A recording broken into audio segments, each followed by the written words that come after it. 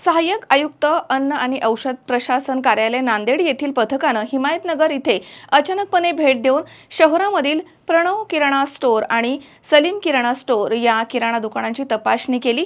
या तपासणी दरम्यान दोनही किराणा दुकानांमधनं गुटखा जप्त करत कारवाई करण्यात आली।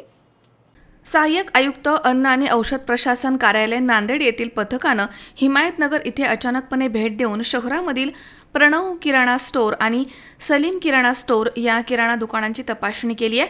तपासणीच्या वेळी मेसर्स प्रणव किराणा स्टोअर्स, दीक्षाभूमी चौक, हिमायतनगर या पेढीमधनं दीपक हरिश्चंद्र अमृतसागर या व्यक्तीच्या ताब्यामधनं विविध कंपन्यांचा गुटखा, सुगंधित तंबाखू आदी प्रतिबंधित अन्न पदार्थांचा एकूण 27,688 रुपये प्रतिबंधित अन्न साठा जप्त करण्यात आलाय। या प्रकरणी दीपक अमृतसागर याच्या विरुद्ध हिमायतनगर इथे फिर्याद दाखल करण्यात आली आहे। तसेच मेसर्स सलीम किराणा स्टोअर्स, खुवा चौक, हिमायतनगर या पेढीच्या तपासणीवेळी प्रतिबंधित अन्न पदार्थांचा एकूण 1,950 रुपये एवढ्या किमतीचा साठा आढळला आहे।